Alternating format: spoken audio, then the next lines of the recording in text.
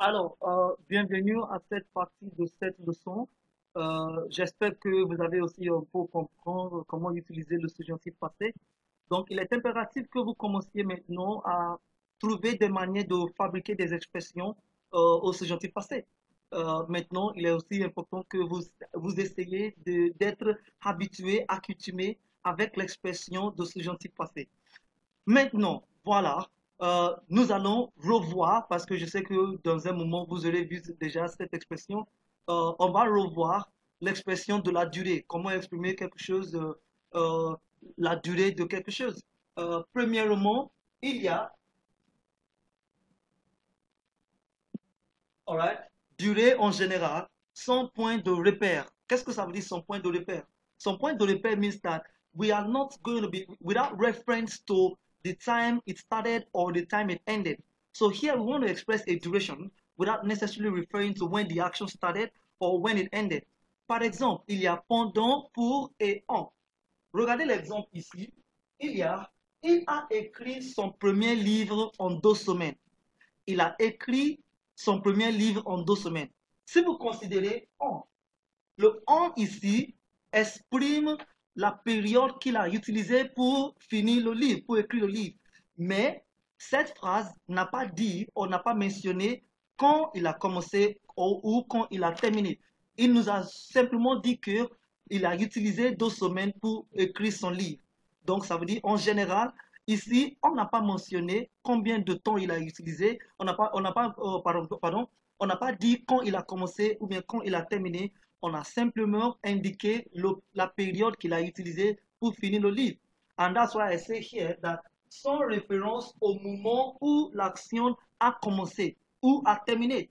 So without reference to when the action started or when the action ended. So for pendant, pour, and on peut exprimer the time used for an action without making reference to when it started or when it ended.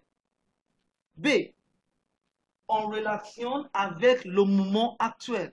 En relation avec le moment actuel. Le moment actuel means the actual moment now, that is the present time here. So I can say il y a cela, or ça fait, cela fait, or depuis. So for example, you want to tell me that I have been learning French for 5 days, for example. Now I am making reference to this period now. That is, I am still learning French. I'm just telling you for how long I have started learning French for. Alright, so avec l'action au moment actuel, il y a, cela fait longtemps qu'on ne s'est plus revu. Ça veut dire, il y a longtemps qu'on ne s'est plus revu, Miss what?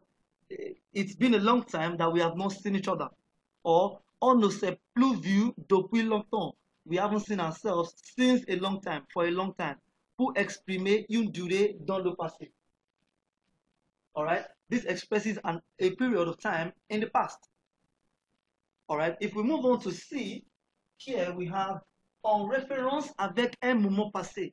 Now, so we are making reference. Now, this is a bit similar to B, only that the expressions here or the indicators of the past here are going to be in past tense. For example, il y avait. Il y avait, c'est l'imparfait du verbe il y a. So, il y avait. Alright, il y a means there is or there are. Il y avait means there have been or it has been. Cela faisait 3 heures que Sylvie attendait quand Nicolas est arrivé. Alright. Cela faisait 3 heures que Sylvie attendait quand Nicolas est arrivé. Alright. It has been 3 hours.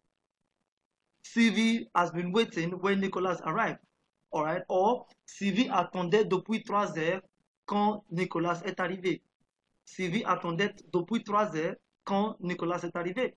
Alright. So these are expressions you can use or words that you can use to express some things in the past. Now, if you want to express a period futuristically, here we have dans and d'ici. Dans naturally means in, but in this case, for example, if I say le train de Lyon arrivera dans 30 minutes. Le train de Lyon arrivera dans 30 minutes. What am I trying to say? That the train to Lyon will arrive in 30 minutes. In 30 minutes. The 30 minutes is the period of time. But the word dans helps us to say in. But a fancy way to express such is using the expression d'ici. D'ici means from here to, that is from now to 30 minutes. So le train de Lyon arrivera d'ici 30 minutes. Le train de Lyon arrivera d'ici dans 30 minutes. That is, from now to in 30 minutes time, the train will arrive. Ici, là, c'est pour exprimer dans le futur. Alors, je pense que, écoutez, je vais vous dire un petit secret. I would like to tell you a little secret. Is that it is important that we show you all these things. Il est très important qu'on vous montre toutes ces choses.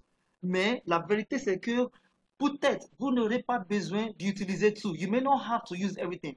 Vous devez trouver quelle expression vous préférez le mieux et vous commencez à l'utiliser de temps en temps afin d'être plus accoutumé à cette expression. That is to say, you have to choose the one that is more interesting to you and you use it over and over again until you are familiar with it. So that once you need it, you don't have to look for it. All right. Merci. I see you in the next class. Please.